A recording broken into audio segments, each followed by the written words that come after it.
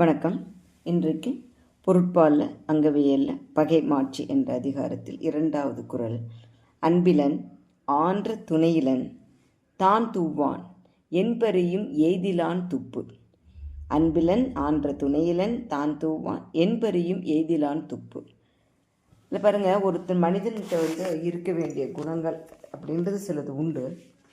அதில் 3 குணங்கள் இல்லாத ஒருவன் எப்படி தன்னுடைய பகைவனை எதிர்ப்பான் அப்படின்னு இதில் ஒரு கேள்வி கேட்குற மாதிரி கேட்குறாரு. ஆனால் அது கேள்வி கிடையாது. அவனால் அந்த பகையை வெல்ல முடியாது அப்படிங்கிற பதில். அப்போ என்னென்ன குணங்களை இருக்குதுன்னு பாருங்கள். அன்பிலன், அன்புனா தன் சுற்றத்திற்கு கூட அன்பு இருக்காது. சிலர்லாம் பார்த்திங்கன்னா வீட்டிலையே மனைவி மக்கள்கிட்டயே அன்பாக இருக்க மாட்டாங்க. பார்த்துட்டேன், எப்போ பார்த்தாலும் எரிஞ்சு விழுந்துகிட்டே இருப்பாங்க. அது அன்பிலன். ஆன்ற துணையிலன், வீட்டில் தான் அப்படி அப்படின்னா சிலர்லாம் வெளியில் அலுவலகத்தில் அப்படிலாம் நல்ல நண்பர்களை வச்சுருப்பாங்க.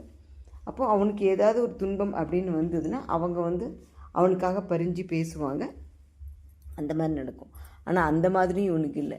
எப்படி வீட்டில் சுற்றத்துக்கிட்ட எரிஞ்சு விழுந்துட்டு பகையை சம்பாதிக்கிறானோ அதே மாதிரி தான் வெளியிலேயும் நல்ல நண்பர்கள் அவனுக்கு இல்லை. ஆன்ற துணையில் தான் தூவான், அவனுக்காகவும் வலிமை இல்லை. வலிமை இல்லை அப்படின்னா எல்லா வலிமையும் தான். உடல் வலிமை, புத்தி கூர்மை, இந்த மாதிரி எந்த வலிமையும் இல்லாதவன்.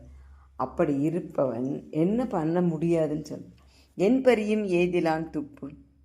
ஏதிலான் துப்பு என் பரியும் அப்படின்னா ஏதிலான பகைவன். அவன் மேலே வந்த பகைவனுடைய துப்புன்றது வலிமை. அதை எப்படி தொலைப்பான். என் பரியும் அப்படின்னா எப்படி தொலைப்பான். தொலைப்பான்னா அவனை எப்படி வெல்வான். எய்திலான் பகைவன் துப்புனா பகைவன் இவன் மேலே கொண்ட பகையவோ அல்லது இவன் மேல் காட்டுகின்ற வலிமையோ அவனால் எப்படி எதிர்கொண்டு நிற்க முடியும் அப்படின்னு கேட்டால் நிற்க முடியாது. ஏன்னா இவன்கிட்ட ஆற்றல் இருந்தாலாவது எதிரியை சமாளிக்க முடியும்.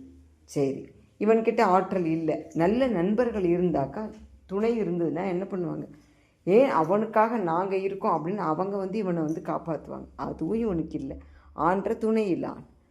அன்பிலான், அன்பின் மூலமாக உறவுகளையும் நட்பையும் கட்டி காத்திருந்தான்னு வச்சுக்கோங்களேன். அப்போ அவங்க ஐயோ நமக்காக இவங்க இவ்வளோ பண்ணியிருக்காரு, இவன் மேலே ஒருத்தவங்க தாக்க வராங்களேன்னு சொல்லிட்டு அவங்களாவது இவனுக்கு உதவி பண்ணுவாங்க. அதுவும் இல்லை.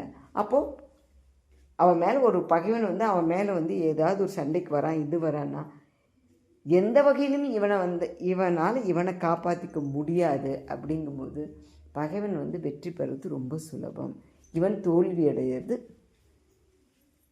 எப்படியும் இவன் தான் தோல்வி அடைவான் அப்படிங்கிறது தான் நிதர்சனமான உண்மையாக இருக்குது. அதனால் அதை ஒரு சின்ன கேலி கிண்ட துணிக்க வள்ளுவர் சொல்கிறார். எப்படி என்பறியும் எய்திலான் துப்பு. பகைமையோட வலிமையை இவன் எப்படி தொலைக்க போகிறான், தொலைக்க மாட்டான், இவன் தான் மாட்டிட்டு முழிப்பான் அப்படின்னு சொல்கிறார். ஆக வாழ்க்கையில் வாழும் பொழுது எல்லா குணங்களையும் தெரிஞ்சு வாழணும். நம்முடைய வலிமை தெரிஞ்சிருக்கணும்.